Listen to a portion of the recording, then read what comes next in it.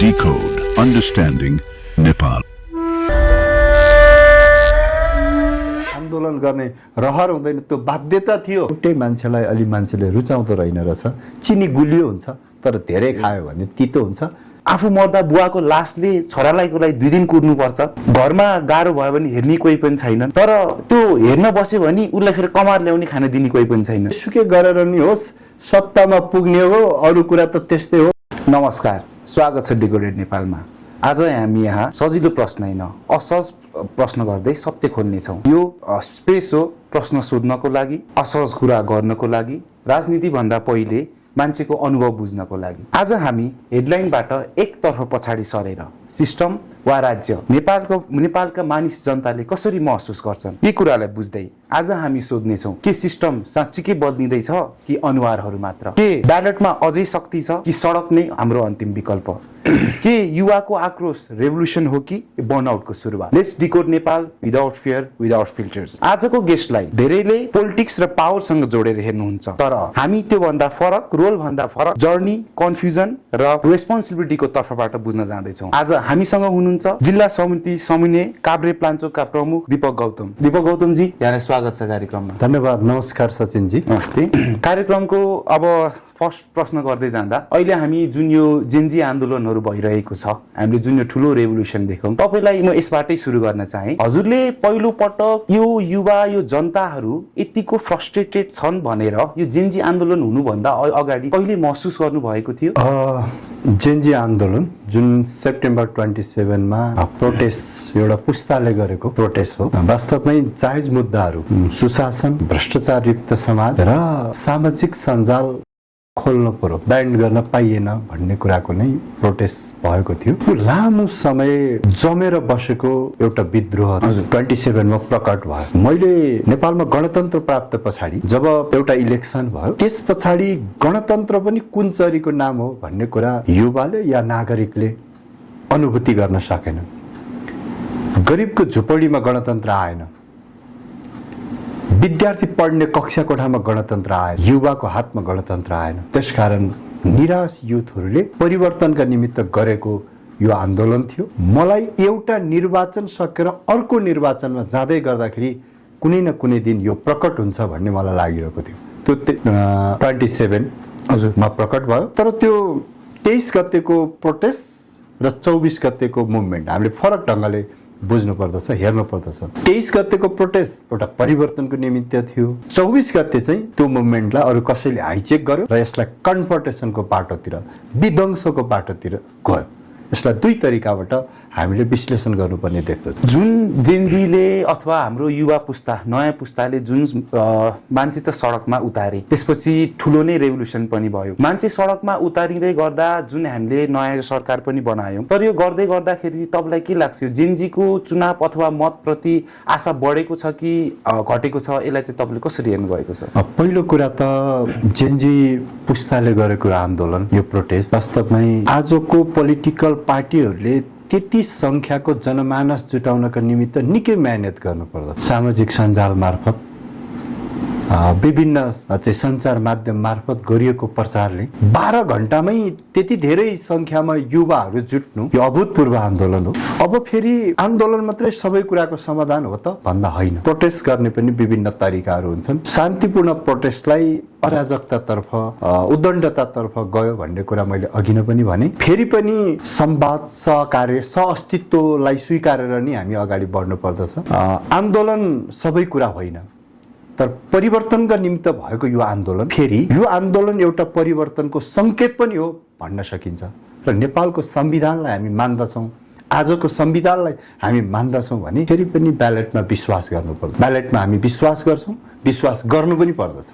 हामीले यो यत्रो घटना देख्दै गर्दा भर्खरै हामीलाई एउटा कुरा चाहिँ के फिल भइसक्यो भन्दाखेरि, यो हामीलाई समस्या व्यक्तिगतसँग भन्दा नि सिस्टमसँग रहेको छ। हाम्रो जुन यो एङ्गर, जुन यसरी रेज यो टर्न अन भएको छ, यसले चाहिँ इन्स्टिट्युसनल रिफर्मको रूप लिन सक्ला त? यो आन्दोलनले 23 गते र 24 गतेका घटनाहरूलाई हामीले हेर्दाखेरि स्कुल जाँदै गरेको स्कुल ड्रेसका ती युवाहरू जो सुन्दर भविष्य बोकेर, त्यो सपना बोकेर स्कुल पढ्न गएका थिए, कलेज पढ्न गएका थिए, तिनी विद्यार्थीहरू आन्दोलनमा गए, गोली खाए, कतिले जीवन शहादत प्राप्त गरे, कति अपाङ्ग छन्, कति घाइते छन्। तपाईसँग म कुरा गरिरहँदाखेरि म त्यो दिनलाई स्मरण गर्न चाहन्छु र ती मृतक युवाहरूप्रति भावपूर्ण श्रद्धाञ्जली पनि व्यक्त गर्न चाहन्छु। घाइतेहरूप्रति म शीघ्र स्वास्थ्य लाभको कामना पनि गर्न चाहन्छु। जस्तै यति धेरै युवा, यति धेरै मान्छेहरू घाइते भए, यसले हाम्रो के यो सिस्टम, जुन यो सरकारी ढाँचा सिस्टममै के चेन्ज ल्याउँछ त? उहाँहरूलाई म सम्झिँदै एउटा कुरा भन्न चाहन्छु कि हामीले यो आन्दोलनलाई संस्थागत गर्दै, अन गर्दै, यो आन्दोलनले उठाएका जायज कुराहरूलाई सम्बोधन गर्नुपर्दछ। मलाई विश्वास छ हजुर, गलत कुरालाई छोडेर पोजिटिभ कुरालाई मात्रै लिने हो भने यो आन्दोलनले चेन्ज अवश्य ल्याउँछ, तर विध्वंसबाट होइन, शान्तिपूर्ण आन्दोलनबाट, शान्तिपूर्ण संवादबाट नै हामी चेन्ज ल्याउन सक्छौँ। सत्ता र व्यक्ति दुईटै परिवर्तन गर्नुपर्नेछ। इन्स्टिच्युट जो आजको जुन सत्ता छ, गणतन्त्र, आजको संविधान ठिक छ, हाम्रो कार्यान्वयनमा समस्या हो, कार्यान्वयन गर्ने व्यक्तिमा समस्या हो। त्यसकारण गलत व्यक्तिहरूलाई छोड्दै सही मान्छेहरूलाई हामीले अँगाल्न सक्यौँ भनेदेखि त परिवर्तन हुन्न कसरी भन्न सकिन्छ? यो आन्दोलनले धेरैलाई झस्काएको छ, धेरैको निधराम भएको छ। नेपालको राजनीतिक परिवर्तनलाई हेर्ने हो भने, विश्वको राजनीतिक परिवर्तनलाई हेर्ने हो भने यति चाँडो सत्ता परिवर्तन भएको म देख्दिनँ, म पाउँदिनँ। तर नेपालमा एउटा अभूतपूर्व आन्दोलन भयो। त्यो आन्दोलनले 24 घण्टामा सत्तालाई उलटपुलट गर्यो। सत्ता सञ्चालकहरू ठिक थिएनन्, इतिहासले विश्लेषण गर्ला, इतिहासले त्यसलाई समीक्षा गर्ला। तर आजको पुस्तालाई नजरअन्दाज गर्नु हाम्रो कमजोरी हो। यसले यो आन्दोलनबाट प्राप्त उपलब्धिले सिस्टममा चेन्ज ल्याउनेछ, मान्छेको सोच र चिन्तनमा समेत परिवर्तन ल्याउनेछ भन्ने कुराको म विश्वास पनि गर्न चाहन्छु। यो सबै घटना हुँदै गर्दा, देख्दै गर्दा हाम्रो नेपालको केही समय अगाडिदेखि ठुलो समस्या बनेको छ, ब्रेन ड्रेन। केही नभए करिब 1 वर्षमा 65,000 युवाले देश छोडेर बाहिर जानु। हामीले धेरै राजनीतिक दलहरूले रोजगारको कुरा भाषणमा सुन्यौं, तर त्यो काममा हामीले देखेनौँ। यो समस्या चाहिँ अहिलेसम्म चाहिँ यो विदेश जाने युवाहरूलाई चाहिँ अहिलेसम्म यो प्रब्लमलाई चाहिँ हामीले किन ट्याकल गर्न सकेनौँ जस्तो लाग्छ? सचिनजी, म तपाईँलाई नढाँटी भन्छु। हजुर, हामीले विगतमा जे गर्यौँ नि, गलत गर्यौँ। हामीले चाहिने भन्दा बढी सपना देखायौँ, ढाँट्यौँ। हजुर, नहुने कुरालाई हुन्छ भन्यौँ, अल्झाइरह्यौँ। र आजका युवाहरू जब पढिसके पछाडि उसँग सर्टिफिकेट हुन्छ, तर त्यो सर्टिफिकेट नेपालमा बिक्री हुँदैन। यसको मतलब बेच्ने भनेको होइन, रोजगारी पाउँदैनन्। रोजगारीको कुरा कसरी प्राप्त गर्ने? हाम्रो देशको शिक्षा प्रणालीलाई हेर्ने हो भने आज हामीले पढेको शिक्षाले दिमागमा ज्ञान, हातमा सिप, आफ्नो खुट्टामा आफै उभिन सक्ने बनाउनु पर्ने हो नि त। भन्दा हाम्रो देशको शिक्षाले दिमागमा ज्ञान, हातमा सिप, आफ्नो खुट्टामा आफै उभिन सक्ने बनाउन सक्यो त? भन्दा सकेन। जब तपाईँ मास्टर डिग्री गर्नुहोस्, पिएचडी गर्नुहोस्, जेसुकै गर्नुहोस्, जति पढ्नुहोस्, जति मार्क्स ल्याउनुहोस्, तपाईँको सपना राम्रो देश जाने, नेपालमा भविष्य नै छैन। न त रोजगारी पाइन्छ, न आफ्नो खुट्टामा आफै उभिन सकिन्छ भन्ने कुराको चिन्ताले आजका युवाहरूलाई पिरोलिरहेको। त्यसैको परिणाम हो आन्दोलन। मान्छेलाई आन्दोलन गर्ने रहर हुँदैन, त्यो बाध्यता थियो। कसलाई मन हुन्छ आफ्ना प्यारा बाआमाको काख छोड्नका निमित्त, आफ्नो परिवारसँग लुटुपुटु गरेर बस्दै रमाउँदै, आफ्नै ढिँडो र गुन्द्रुक खाएर बस्ने, आफ्नै देशमा नै रमाइलो छ नि, त्यहीँ बस्न मान्छे रुचाउँछ नि। अर्काको मुलुकमा जान कसलाई मन हुन्छ र? तर हामी विवश छौँ। सिरानीमा मुनि हाम्रा सर्टिफिकेट थन्काएर, हरियो पासपोर्ट बोकेर, मेरुन कलरको पासपोर्ट बोकेर हामी अर्काको भूमिमा श्रम बेच्न गइरहेका छौँ। हामी कति दिन रेमिटेन्सबाट हाम्रो देशलाई चलाउनु? हेर्नुहोस् त, आज हाम्रो बाआमाले आफ्ना छोराछोरीलाई बिरलै भेट्न सक्छन् भनेको बेलामा आफ्ना छोराछोरीहरूलाई भेट्न पाउँदैनन्। घरमा लास पर्यो भने उठाउने मान्छे छैन, गाउँघरको कुरा गर्ने हो भने। अझ अहिले सामाजिक सञ्जालको कारणले हामी भिडियो मार्फत कुरा त गर्न सक्छौँ। त्यसैबाट हामीले न्यास्रो मेट्नुपर्ने हाम्रो अवस्था छ। कोही परिवार कता छ, कोही परिवार कता छ। आजको व्यवस्थाले मान्छेको जीवनमा समृद्धि दिनुपर्ने हो नि त, सुखी जीवन जिउन पाउनु पर्ने हो नि। त्यसका निमित्त हामी गणतान्त्रिक व्यवस्थाका निमित्त हामी हिजो लडेका हौँ नि त। आज त्यस्तो भएको छ त? भन्दा छैन। त्यसकारण न त देशमा हुने न त परदेशमा हुने खुसी छन्। त्यसकारण फेरि एकपटक समृद्धिका लागि मानिस लडिरहेका, मानिस बोलिरहेका छन्। हिजो बोल्न पाइँदैन थियो, आज बोल्न पाइन्छ। यति विकास भएको छ। तर हामीले जुन गतिमा विकासलाई रफ्तार दिनुपर्ने हो त्यो पनि सकेनौँ। गरेनौँ, हामीसँग काम गर्ने इच्छा शक्ति भएन, हामीसँग इमान्दारिता भएन। त्यसकारण हामी इमान्दार बनौँ, काम गर्ने इच्छा शक्ति देखाउँ, मनैदेखि गरौँ। यो देश बनाउन धेरै समय लाग्दैन। म त भन्छु यो देश नबनेको होइन, नबनाएको, हामीले नबनाएको भनेको आजको लिडरसिपले नबनाएको। साह्रै मन पोलेर आउँछ, भत्ती पोल्छ। तपाईँ हामी नि भन्नुहोस् न, हामीले नेपालको सामाजिक आर्थिक राजनीतिक परिवर्तनका निमित्त जीवनको उर्वर समय बिताएको होइन र? त्यहाँ रगत पसिना बगाएको होइन र? हामीले उपलब्धि के हासिल गर्यौँ भनेर कुरा गर्ने हो भने उपलब्धि हामीले सोचे जस्तो प्राप्त गर्न सकेनौँ। आज जसको अनुहार हेऱ्यो भने पनि नेचुरल हाँसो मुस्कान छैन, आर्टिफिसियल हाँसो मुस्कान दिनुपर्ने अवस्था छ। यसरी हामी कति दिन जिउन सकिएला? यो राज्य व्यवस्था चाहिँ यो पहिलादेखि हामीले अहिले नयाँ कुरा त केही गरेर आएको छैनौँ। पहिलादेखि नै यसमा हामी कमी कमजोरी छौँ, केही न केही हामीले यसमा रिमार्केबल कदम लिनुपर्छ भन्ने नै थियो। तर राज्य व्यवस्था चाहिँ कहाँ चुक्यो, विशेष गरी यो ब्रेन ड्रेनको कुरामा, किनकि अझै पनि भनौँ न एकदम युवाको जाने जमात त रुकेको छैन। हजुरले एकदमै अघि मिठो कुरा गर्नुभयो, आउँदै थिएँ, emotional cost of the migration चाहिँ यो राज्यले कहिले बुझ्छ? त्यो हजुरले भन्नुभयो जस्तो बुवाले आफू मर्दा बुवाको लासले छोरालाईको लागि 2 दिन कुर्नुपर्छ, घरमा गाह्रो भयो भने हेर्ने कोही पनि छैन, तर त्यो हेर्न बस्यो भने उसलाई फेरि कमार ल्याउने खाना दिने कोही पनि छैन। यो हामी यस्तो भुमरीमा परेको छौँ। यो चाहिँ राज्यले कहिले बुझ्ला जस्तो लाग्छ कि तपाईँलाई, अथवा जुन नयाँ सरकारले भनिरहेको छ यिनीहरूले बुझ्न सक्ला नि त? फेरि यो पनि होइन, नेपालमा के पनि नभएको हो त? हिजो राणा शासन थियो, बोल्न पाइँदैन थियो, पढ्न पाइँदैन थियो। 240 वर्षसम्म राजाले शासन गरे, एउटै परिवारले राज गर्दै आयो। 240 वर्षको त्यो सेतो हात्तीलाई पनि हामीले फ्याल्यौँ। गणतन्त्र पछाडि अब नागरिकको मुक्ति भयो। निराश र कुण्ठित नागरिकहरूका अनुहार हाँस्नेछन् हामीलाई लागेको थियो, हँसाउन सकिएन। अब गर्दै नगरेको भनौँ भने केही चेन्ज त भएको छ, तर के भन्दा बिहान उठे पछाडि मुख धुनुपर्छ, ब्रस गर्नुपर्छ भने जस्तो विकासलाई हामी विकास भन्न सक्छौँ। त्यो नियमित काम हो। पूर्वाधारको विकास मात्र विकास होइन। हामीसँग खोइ त हाम्रो देशको लिडरसिपसँग, हाम्रो देशको राज्य सञ्चालकहरूसँग खोइ त नेपाली बजारमा आएका यति हजार युथलाई हामी नेपालमै रोजगारी दिन सक्छौँ भन्ने कुराको प्लान हामीसँग छ त? छैन।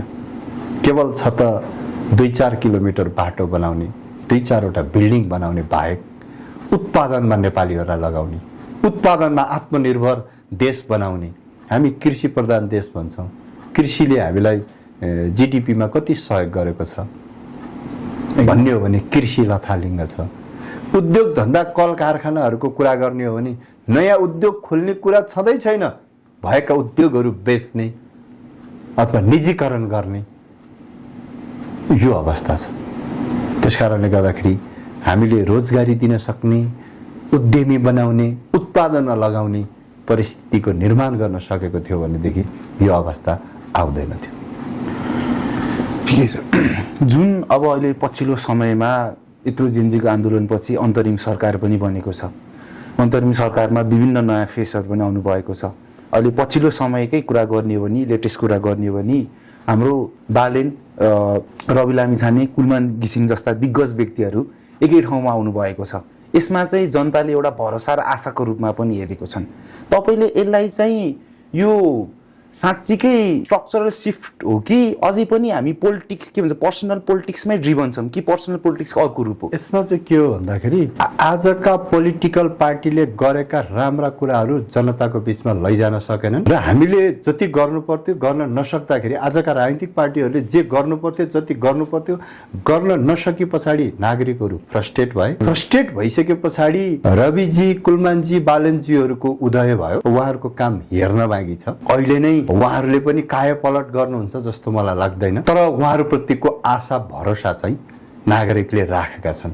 हजुर, जो आए पनि उस्तै हो भन्ने नगरिकन केही न केही नयाँपन चाहिँ देखाउनु पर्यो। नयाँपन देखाउनको निमित्त पहिला त म होइन कि मेरो देश नागरिक भन्ने चाहिँ हुन पर्यो, नागरिक हुनु पर्यो। तपाईँ नेपालकै कन्टेस्टमा हेरौँ, अरू विश्वका मुलुकहरूलाई पनि हेरौँ न त, चेन्ज पछाडि नयाँ शक्तिहरू उदय भएका छन्, तर नयाँ शक्तिहरू पनि लामो समय टिक्न सकिरहेको अवस्था चाहिँ म देख्दिनँ। त्यसकारण रवि, कुलमान, बालनजीहरूलाई म भन्न चाहन्छु, तपाईँ भदौरे भेल बन्ने कि एउटा नदी विशाल महासागर बन्ने? हजुर, तपाईँ भेल नबन्नुहोस्, तपाईँ विशाल महासागर बन्नु, त्यो सधैँ उस्तै रहिरहोस्, सलङलङ बगिरहोस्। मेरो मतलब नागरिकका आज जुन पीडा छन् ती पीडामा मलम लगाउँदै उनको अनुहारमा चमक दिँदै समृद्ध राष्ट्र र सुखी नेपाली बनाउने अभियानमा चाहिँ उहाँहरू लाग्नु पर्दछ। अहिले उहाँहरूलाई पब्लिकले मन पराएको चाहिँ दलहरूले लामो समय, हिजोको पार्टीहरूले लामो समय सत्तामा रहिरहँदाखेरि तिनीहरूबाट फ्रस्ट्रेट भएको कारण तपाईहरुलाई रोजिरहेको। त्यसकारण तपाईहरुले राम्रो गर्नुपर्छ, राम्रो गर्न सक्नु पर्दछ। मेरो मतलब नयाँ पुस्ताले। त्यसैले म भन्न चाहन्छु, फेरि यसो भनिरहँदा मेरो पुरानो पार्टी, पुरानो नेताहरूप्रति मेरो अपमान पनि होइन। उहाँहरूले पनि नेपालको परिवर्तनका निमित्त कन्ट्रिब्युसन गर्नुभएको छ, योगदान गर्नुभएको छ। आज हामी यति बोल्न सक्ने पनि यिनै नेताहरूले, यिनै पार्टीहरूको कारण आज हामी यो बोल्न सक्ने ठाउँमा पुगेका हौं भन्ने कुरालाई हामी भुल्दैनौँ। तर एकपटक सत्तामा पुगे पछाडि आजीवन त कुर्सी छोड्नु हुन्न। एकपटक पार्टीको फर्स्ट म्यान भइसके पछाडि सधैँ त्यही मान्छे फर्स्ट म्यान भएर बसिरहनु पर्छ, वर्षौं एउटै मान्छेले चलाइरहनु पर्छ। सामाजिक सेवा गर्ने कुरा हो, समाज रूपान्तरण गर्ने कुरा हो। यसमा फरक फरक व्यक्ति, नयाँ नयाँ व्यक्ति आउँदा के फरक पर्छ र? यसलाई किन आजको लिडरशिपले सजिलै स्वीकार्न सक्दैन? नयाँ पुरानोको अनुभव, नयाँ पुस्ताको चाहिँ जोश जागरलाई देश निर्माणमा प्रयोग गरौँ न। हाम्रो नेताहरूले भनौँ न, नेपालको पूर्व प्रधानमन्त्रीहरूले भनौँ न, हामी अब पार्टीको संरक्षकत्व गर्छौँ, यो देशको अभिभावक बन्छौँ। तर उदाउँदा युवाहरूलाई, नौजवान युवाहरूलाई हामी काम गर्न ठाउँ छोडिदिन्छौँ भन्दा के बिग्रिन्छ? केही बिग्रेला? हामी नयाँहरूलाई सिकाउनुहोस् न, नेताहरू, अघिल्लो पुस्ताले, अग्रजहरूले हामीलाई सिकाउनुहोस् न, हामी सिक्छौँ, हामी सिक्न पनि तयार छौँ। त्यही आजको युगले, आजको अवस्थाले नयाँ कुरा मागिरहेको छ के? म जन्मिदा जो नेता थियो, आज मेरो छोराछोरी जन्मिसक्दाखेरि पनि तिनीले देखेको नेता पनि उही छ। त्यसैले एउटै मान्छेलाई अलि मान्छेले रुचाउँदो रहेन रहेछ। चिनी गुलियो हुन्छ तर धेरै खायो भने तितो हुन्छ। त्यसकारण हाम्रो नेताहरू गुलियो नि हुनुहुन्छ। अब धेरै भएको कारणले गर्दाखेरि तितो भयो। यहाँहरूको बहिर्गमन चाहिँ सहज होस् भन्ने हामी चाहन्छौँ। तपाईहरुको दीर्घ जीवनको कामना गर्छौँ। तपाईहरुको प्रेरणाबाट हामी केही सिक्न चाहन्छौँ। त्यो सिकाइले यो देशको मुहार फेर्न चाहन्छौँ। तर उहाँहरूलाई हामी अपमान गर्दैनौँ, अग्रजलाई सम्मान गर्छौँ। तपाईहरुको अनुभव हाम्रा लागि सम्पत्ति हो। त्यो सम्पत्ति लगानी गर्छौँ र यो देश निर्माण गर्छौँ। अहिले जुन हाम्रो पोलिटिक्समा जुन फेसेसहरू हुनुहुन्छ, यदि भोलि यो जुन इन्टरिम सरकार छ, जुन मन्त्रीहरू हुनुहुन्छ, तपाईँलाई के लाग्छ? यदि उहाँहरू यो सत्ताबाट हट्नु भयो नि, उहाँहरूले जुन सिस्टम क्रिएट गर्दै हुनुहुन्छ त्यो सिस्टम सर्भाइभ गर्ला कि फेरि पुरानो दलहरू नै हावी हुन्छ जस्तो लाग्छ? अहिलेको नयाँ पुस्ताले विचार पुर्याउनु भएन र उहाँहरूलाई पनि जेसुकै गरेर भए पनि तिक्दम गरेर होस् या जेसुकै गरेर नि होस्, सत्तामा पुग्ने हो, अरू कुरा त त्यस्तै हो भन्ने ढङ्गले काम भयो भने त यो टिक्दैन। यो पनि हजुर, मैले अघि नै पनि थोरै कुरा सङ्केत गरेँ तपाईँलाई। हजुर, नत्र भने फेरि पुरानै पार्टी चाहिँ हरू नै आउने हो। म त यता पुरानो र नयाँ भन्दाखेरि पनि आजको निर्वाचन आयोगमा दर्ता भएका पार्टीहरूले आफूलाई रिफर्म गरून्, सबैले रिफर्म गरून्, आफ्ना संरचनाहरूलाई रिस्ट्रक्चर गरून्। यसमा त नयाँ पुरानो किन? जसले राम्रो गर्छ त्यसलाई नागरिकले छाड्ने हो, एकदम होइन? हजुर। त्यसकारण नागरिकलाई पनि भ्रम नछरौँ के, जे हो त्यही कुरा दिउँ, के फरक पर्छ? देश बन्छ भने जसले जित्यो नि केही फरक पर्दैन, तर देश बन्न पर्यो, नागरिकका समस्या समाधान हुनु पर्यो, सुशासन हुनु पर्यो, भ्रष्टाचार मुक्त समाज, भ्रष्टाचार मुक्त देश हुनु पर्यो। म नेपाली हुँ, म नेपालमा जन्मेको एउटा कर्मठ नागरिक हुँ भन्दाखेरि शिर झुकाउनु पर्ने अवस्था नबनोस्, शिर ठाडो होस्। हाम्रो शिर सगरमाथा जस्तो उच्च बन्यो भने केही फरक पर्दैन। हेर्नुहोस् सचिनजी, हजुर, जसले जिते पनि केही फरक पर्दैन। यसको मतलब हामीले निर्वाचन आउँदै गर्दा, निर्वाचनको कुरा गरिरहँदाखेरि अहिले हामी चेन्जको कुरा गर्ने, तर पुरानै ढर्रामा बसेर काम गरियो भने नयाँ होस् या पुरानो होस् त्यसको अर्थ छैन। हामीले अहिलेको समयमा जुन प्रिभियस सरकार थियो, अघिल्लो सरकार, सोसल मिडियाले काहीँ न काहीँ हामीले अघि कन्भर्सेसनमा नि कुरा गऱ्यौँ, ठुलो भूमिका खेलेको थियो। सोसल मिडियाको भूमिकालाई अब हामीले नकार्न सक्दैनौँ। यो हाम्रो जीवित उदाहरण नै रहेको छ। अब चुनाव नजिकैले गर्दा जस्तै अस्तिकै कुरामा हेर्दा पनि त्यहाँ कति कुराहरू मिसइन्फर्मेसन डिसइन्फर्मेसनको रूपमा फैलिएको थियो। अब यो हुँदै गर्दाखेरि यो डिजिटल पावरलाई यसरी मिसइन्फर्मेसनमा लिएर जाँदाखेरि भोलिको दिन पोलिटिक्स चाहिँ मब पोलिटिक्समा टर्न अन हुने खतरा कतिको देख्नुहुन्छ तपाईँले? यसलाई पनि दुईटा पाटोबाट हामीले हेर्नुपर्छ। हजुर, आजको युग डिजिटल युग हो।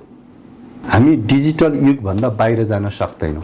हजुर, यो प्रविधिको हामीले प्रयोग गर्नु पर्यो क्या, दुरुपयोग चाहिँ गर्नु भएन, सही प्रयोग गर्नु पर्यो। हजुर, होइन आजको टेक्नोलोजीको आजको चाहिँ जुन डिजिटल युगको कुरा हामी गरिरहेको छौँ यसको सही प्रयोग हुनु पर्यो। म के देख्दछु भने आजको यो प्रविधिले एकैछिनमा फेरबदल ल्याइदिने गरेको छ। एकदम गलत मान्छेलाई सगरमाथाको टुप्पोमा पुर्याइदिएको छ, कहिलेकाहीँ असल मान्छेहरूलाई भुइँमा धुलो लाग्ने गरी हिलो लाग्ने गरी पछारिदिएको अवस्था पनि छ। त्यसकारण आजको डिजिटल युगको अनुसार हामी चलिरहँदाखेरि आजका सोसियल साइटहरू हामी चलाइरहँदाखेरि यसले कति असर पुर्याएको छ भन्ने कुरालाई पनि सँगसँगै लिएर जानु पर्दछ। कहिलेकाहीँ यसले मिस कम्युनिकेसन अथवा चाहिँ यसले चाहिँ मिसगाइड पनि गर्ने गरेको छ। यो कुरातर्फ चाहिँ हामी सचेत रहनुपर्छ। र म यो तपाईँसँग कुरा गरिरहँदाखेरि म स्वदेश तथा विदेशमा रहने सम्पूर्ण नागरिकहरूलाई अनुरोध र अपिल गर्न चाहन्छु कि आएका सबै कुराहरू सत्य हुँदैन, हामी भ्रममा पर्नु हुँदैन, हामीले चाँडो प्रतिक्रिया दिइहाल्नु पनि हुँदैन। मान्छेको जीवन यत्तिकै पाएको जीवन होइन। आजको टेक्नोलोजीको सही प्रयोग नहुँदाखेरि अनाहकमा जीवन गुमाउनु परेका अवस्था पनि छन्। मान्छे डिप्रेसनमा गएको अवस्था पनि छ नि त। त्यसकारण हामी त हरेक मान्छेका अनुहार चहकिलो बनाउन चाहन्छौँ, डिप्रेसनमा जान दिन्नौँ नि त। हामी त चेन्ज खोजिरहेका छौँ नि। चेन्ज गर्ने कुरा एउटा कसै मान्छेलाई गलत प्रमाणित गरेर म राम्रो छु होइन, म राम्रो गरेर नै उत्कृष्ट बन्ने हो, म अरूलाई गलत देखाए म राम्रो बन्न खोज्ने होइन, म आफैमा राम्रो हुनुपर्दछ। त्यसकारण यसले हामीलाई मिसगाइड गर्नुहुन्न। आजको साइडले यसको सही प्रयोग गर्नुपर्दछ। फेरि यसलाई प्रयोग गर्न जानियो भने हेर्नुहोस् त संसार कति सानो बनाएको छ। एकदम हामी हातबाट नै संसारलाई चलाउन सक्दछौँ, हेर्न सक्दछौँ, बुझ्न सक्दछौँ भने त यो युगलाई त हामीले सम्मान गर्नु पर्यो नि। हजुरले यो भन्दै गर्दाखेरि हामी संयमित हुनुपर्छ भन्दै गर्दाखेरि हजुरले यो फ्रिडम अफ स्पिच र डिजिटल केओस बिचमा चाहिँ कहाँ लाइन कोर्नुहुन्छ? यसको एकदम रेखाङ्कन त एकदम सानै हुन्छ। यसमा चाहिँ फरक छुट्याउने अथवा कसरी के विचार रहेको छ हजुरको? स्वतन्त्रताको नाममा अराजकता प्रदर्शन गर्नु हुँदैन। हजुर, स्वतन्त्रताको नाममा आज हामी बोल्न पाएका छौँ रे भनेर जे पनि बोल्नु त भएन नि। एकदम होइन। हजुर, जे पनि बोल्न पाइएन त्यस्तो पनि गर्नु भएन। त्यसो गऱ्यौँ भनेदेखि हामी असल नागरिक हुन सकेनौँ। तपाईँ यो देशले आज ठुलो मान्छे कल्पना गरिरहेछ कि असल मान्छे कल्पना गरिरहेछ? ठुला त धेरै भयो त यो देशमा, असल मान्छेको खोजी गरिरहेको छ। त्यसकारण स्वतन्त्रताको नाममा त्यसको आवरणमा गलत गर्ने हामीलाई छुट छैन। यो दुईटालाई प्यारालेली पनि लिएर जानुपर्छ भन्ने लाग्छ है मलाई। जस्तै अब अहिलेको समयमा हाम्रो जस्तै यो भनौँ न ट्रेन्डै हेर्दा यो सबै यो हेर्दै गर्दा सोसियल मिडियाको प्रेजेन्सको कुरा गर्दै गर्दा यो सबै त एउटा अल्गोरिदमले चलाइरहेको छ।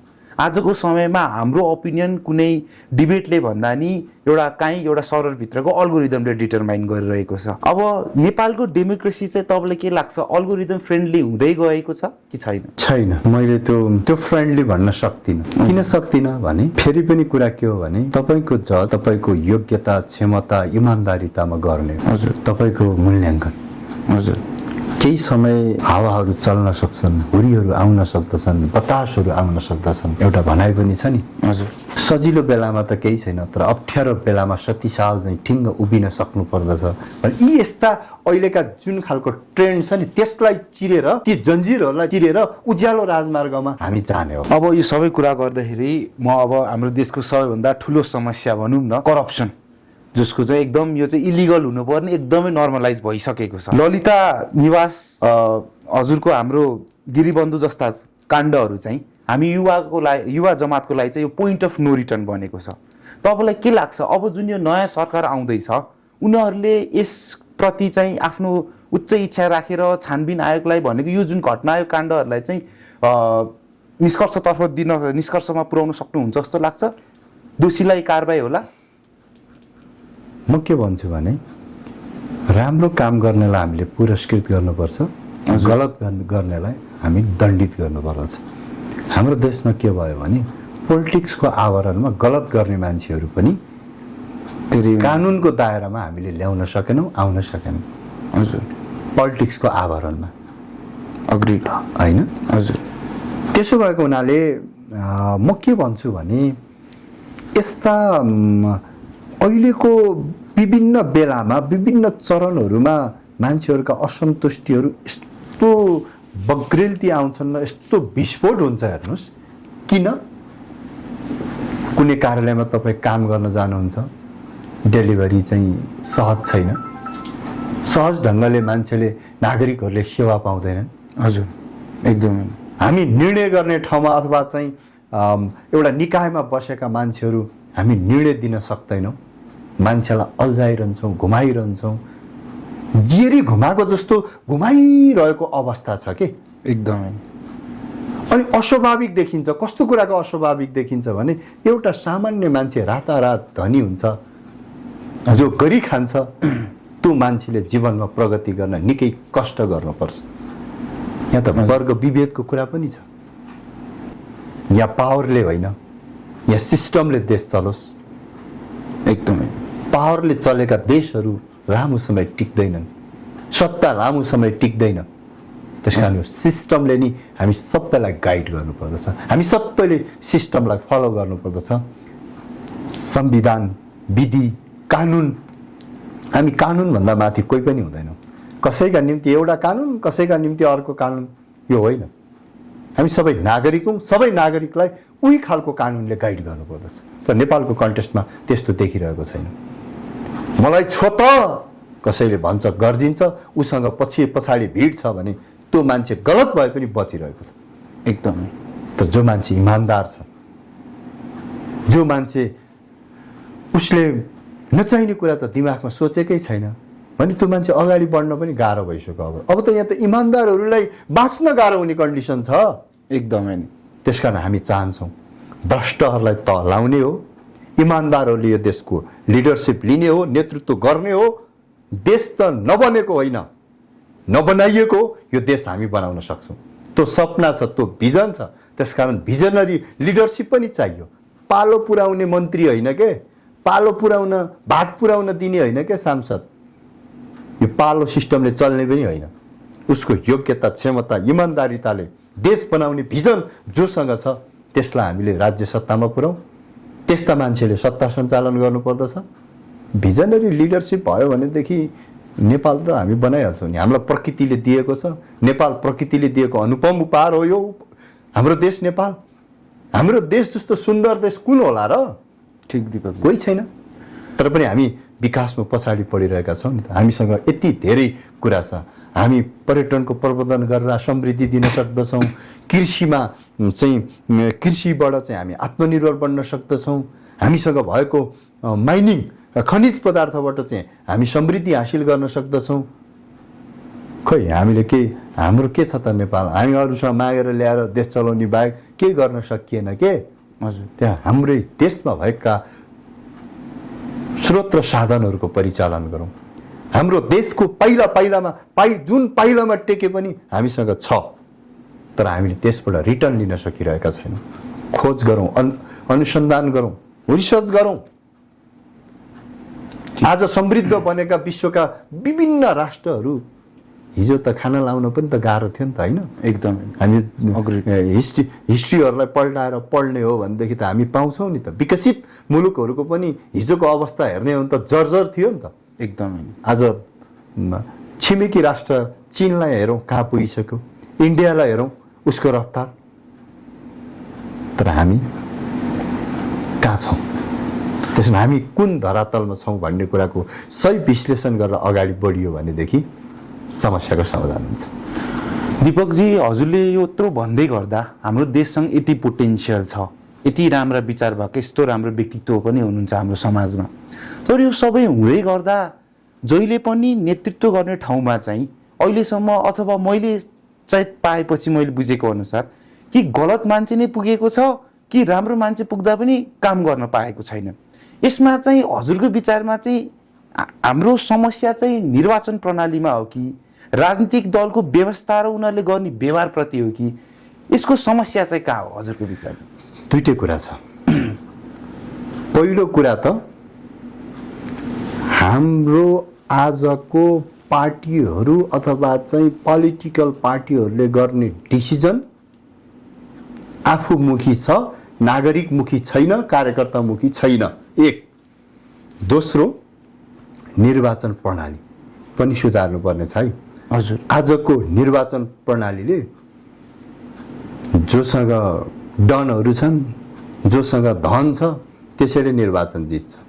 एकदमै यस्तो भड्किलो, यस्तो खर्चिलो निर्वाचन इमान्दार मान्छेले लड्न सक्दैन। कति ठाउँमा त टिकट हाप्नुपर्छ। जसले पैसा खर्च गर्न सक्दैन त्यो मान्छे निर्वाचनै लड्न नसक्ने स्थिति छ। त्यसकारण योग्य र सक्षम नागरिकहरू निर्वाचनमा गएर भाग लिन पाउने वातावरण बनाउनु पर्नेछ। त्यसका निम्ति निर्वाचन प्रणालीको चाहिँ हामीले प्रणालीमा चाहिँ सुधार गर्नुपर्नेछ। अर्कोतर्फ चाहिँ पोलिटिकल पार्टीहरूले आफूलाई सुधार्नु पर्नेछ। यी दुईटै कुरा मिलायो भनेदेखि सही मान्छे हामी छान्न सक्छौँ।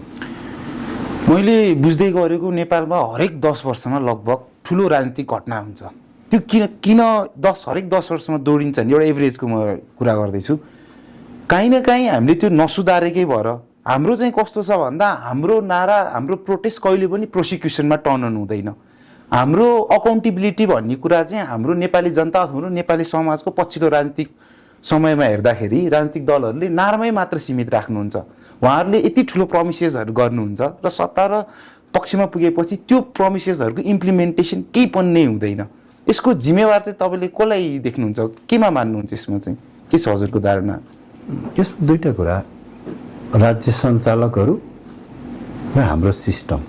हजुर, हाम्रो सिस्टम पनि ठिक छैन, के रिफर्म गर्नुपर्ने छ। मैले अघि नै रिफर्मको कुरा गरेँ। हजुर, अर्को राज्य सञ्चालकहरू यसका दोषी हुन्। तर समयले अब यस्तो समय आउँदैछ, यी सबै कुरालाई चिरेर अब हामीले, मलाई यस्तो लाग्दैन है यो अबको निर्वाचनले धेरै कुरा ठिक बनाउँछ। अति भयो कि अति भयो। अब जनता सहने ठाउँमा छैन। जनता यति धेरै फ्रस्ट्रेट छ नि, यति धेरै फ्रस्ट्रेट छ। यो अस्तिको आन्दोलन त के आन्दोलन होला? त्योभन्दा ठुलो आन्दोलन हुनेवाला छ। एउटा अर्को गम्भीर कुरा चाहिँ के हो भने फेरि हाम्रो देशलाई विदेशीहरूले क्रीडा स्थल बनाइराख्न चाहन्छ। एकदमै। र नेपालीहरूलाई, नेपालको पोलिटिकल पार्टीहरूलाई, पोलिटिकल लिडरसिपहरूलाई कसैलाई कुनै देशले प्रयोग गरिरहेको छ। उनीहरूले गाएको गीतमा हामी मजासँग रमाइलो मानेर नाचिरहेका छौँ। त्यसकारण हाम्रो देश अरूले नाच्ने थलो बनाइरहेका छन्। हामी त्यो कुरालाई पनि चिरेर हामी सामाजिक सद्भावलाई खलल आउन दिँदैनौँ। हजुर, सामाजिक सद्भावलाई त्यो अक्षुण्ण राख्न चाहन्छौँ। हाम्रो एकतालाई हामी अझ मजबुत बनाउन चाहन्छौँ। राष्ट्रमाथि आइपर्ने समस्याहरूसँग हामी सबै मिलेर मुकाबिला गर्छौँ। यो देश रह्यो भने मात्रै हामी रहन्छौँ भन्ने कुराको हामी त्यो कमिटमेन्टबाट हामी पछाडि हट्दैनौँ। हजुर, कहिलेकाहीँ जायज मुद्दाहरू लिएर आन्दोलन हुने गरेका छन्, कहिलेकाहीँ अरूको उक्साहटमा हामी पछि लागेका छौँ। त्यसकारण हामी कसैको उक्साहटमा होइन, हामी हाम्रै भिजनबाट, हामी हाम्रै विचार र दृष्टिकोणबाट जहाँ नेपाली माटोको सुगन्ध आओस्, जहाँ नेपालीपनको वासना आओस्, हामी त्यही कुरा बोकेर यो देश बनाउँछौँ। हजुरको कुरा बुझ्दै जाँदा जहाँसम्म लाग्छ हजुर निर्वाचनसँग आशावादी हुनुहुन्छ। मैले फिल गरेँ अब आउने निर्वाचनसँग आशावादी हुनुहुन्छ। यो भन्दै गर्दा अहिले जुन यही निर्वाचन गराउने हाम्रो जुन अन्तरिम सरकार छ, सुशीला कार्कीजीले नेतृत्व गर्नुभएको अन्तरिम सरकार, यो सरकारलाई चाहिँ तपाईँले ब्रिज टुवर्ड्स रिफर्मेसन देख्नुहुन्छ कि or it is just a crisis management? तपाईँलाई के लाग्छ? यो गभर्मेन्ट त अहिलेको वर्तमान परिप्रेक्ष्यमा कुरा गर्ने हो भने त यो क्राइसिस म्यानेजमेन्ट हो। तत्कालको क्राइसिस म्यानेजमेन्ट गर्न बनेको सरकार हो। यसको मुख्य कारोबार के अरे चाहिँ कार्यभार भनेको, यो सरकारको मुख्य कार्यभार भनेको चाहिँ फागुन 21 मा निर्वाचन गराउने र जननिर्वाचित संस्थाले नै राज्य सञ्चालन गर्ने कुरा हो। फागुन 21 को निर्वाचन आउँदै गर्दा हाम्रो यो पहिलो निर्वाचन त होइन। यसरी धेरैचोटि हामीले निर्वाचन देखेछौँ। कतिचोटि बिचमै सरकार कोल्याप्स भएर जमाना पालोमा खिलराज रेग्मी पनि प्रधान न्यायाधीश पनि हुनुभएको थियो। उहाँले पनि चुनाव सरकारमा गयो। हामीले विभिन्न चरणमा डिफ्रेन्ट चुनावहरू देखेको छौँ। तपाईँलाई के लाग्छ यो फागुन 21 को चुनाव चाहिँ के साँच्चीकै नेपालको इतिहासमा एउटा टर्निङ पोइन्ट हुन्छ कि अर्को यो मिस्ड अपर्च्युनिटी हुनेवाला छ? दुईटै खतरा छ। हजुर। अब यसलाई सही ढङ्गले हामीले ग्रहण गर्ने हो भने यो ठुलो अपर्च्युनिटी बन्न सक्दछ। हजुर। तर बहकावमा लाग्यौँ र सोहीमा लाग्यौँ भनेदेखि यसले गलत परिणाम दिन सक्दछ। गलत परिणामले देश झन् भड्खालोमा जाने परिस्थिति बन्छ। तर म एउटा कुरा भन्छु तपाईँलाई, फागुन 21 मा निर्वाचन तोकिएको छ।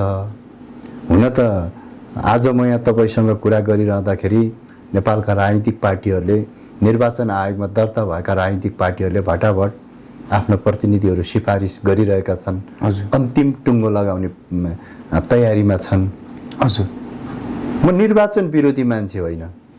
फागुन 21 मा निर्वाचन होस्, म कामना गर्न चाहन्छु।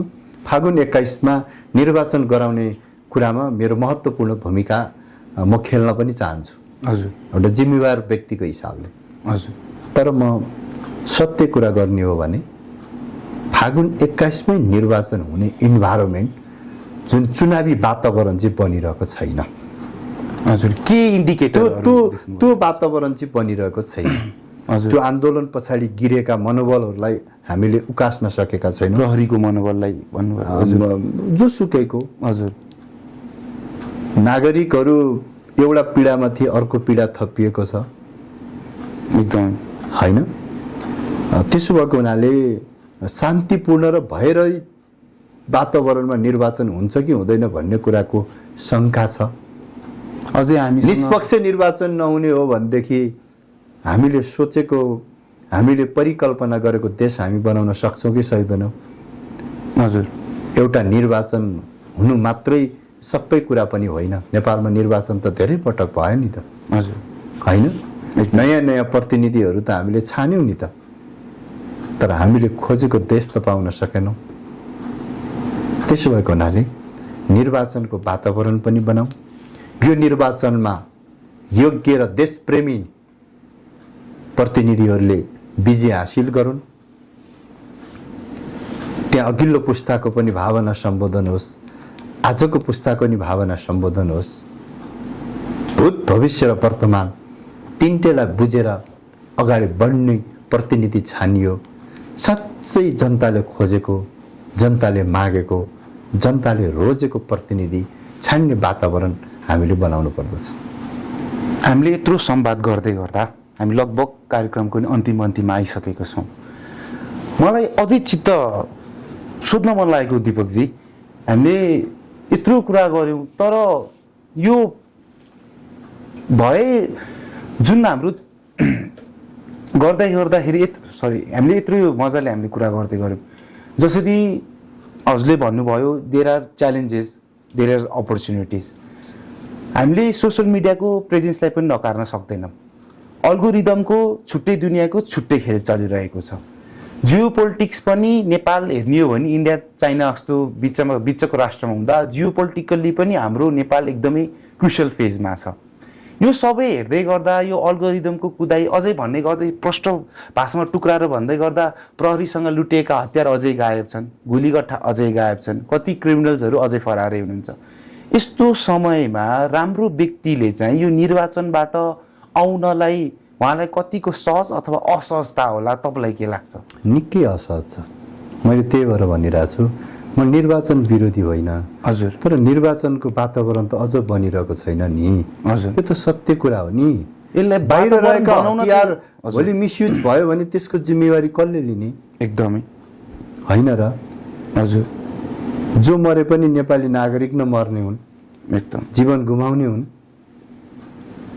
त्यसकारण अपराधीहरूलाई कठघरामा ल्याउनै पर्छ, उभ्याउनै पर्छ। निर्वाचन शान्तिपूर्ण र भयरहित वातावरणमा हामीले सम्पन्न गर्नुपर्दछ।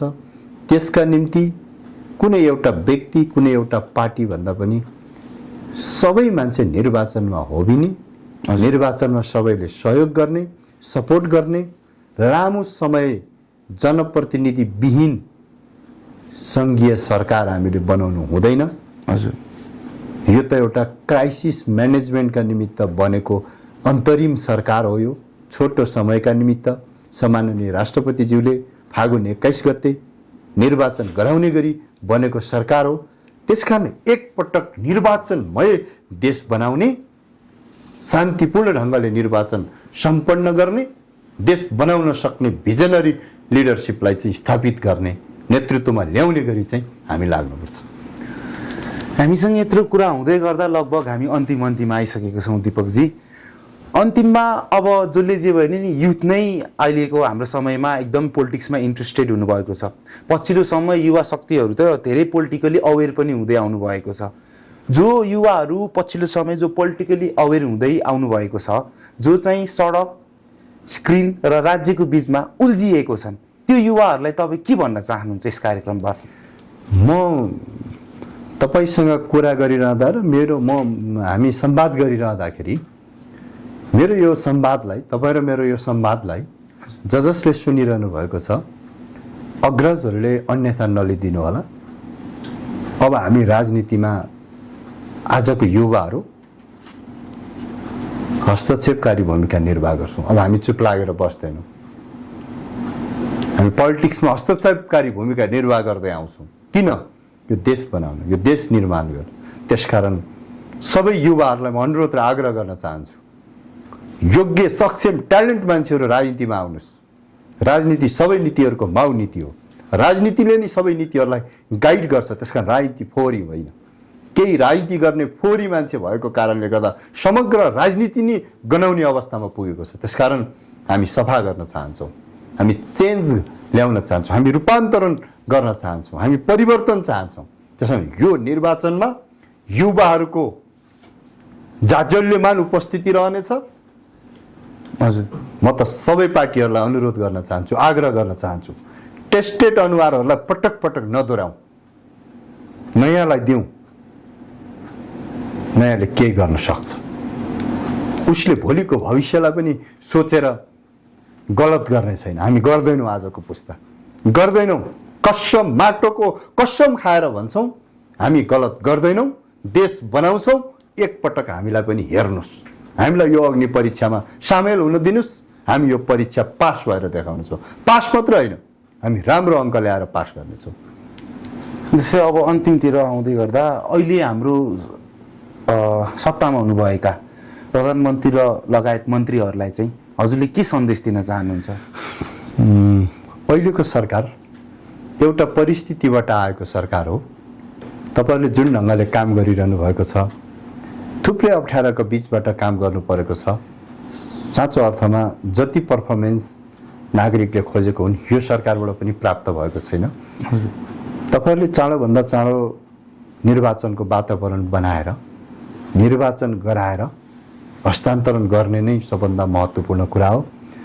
तपाईँहरूले निष्पक्ष, धाँधली रहित परिस्थितिको निर्माण गरेर निर्वाचन गराउनु भयो भने अहिलेको सरकारमा रहने चाहे सम्माननीय प्रधानमन्त्रीज्यू, चाहे मन्त्रीज्यूहरू, तपाईँहरू इतिहासको पानामा एउटा स्वर्णिम अक्षरमा तपाईँहरूको नाम लेखिनेछ। त्यसकारण तपाईँहरूप्रति पब्लिकको भरोसा छ, आशा छ। त्यसलाई मर्न नदिनुहोस् भन्न चाहन्छु। हजुर, अन्तिममा जाँदा जाँदै दिपकजी, हाम्रो नेपाल डिकोडेड कार्यक्रममा आइदिनु भयो, हजुरको समय र संवाद गर्ने मौका दिनुभयो, यसको लागि म धेरै धेरै धन्यवाद चाहन्छु।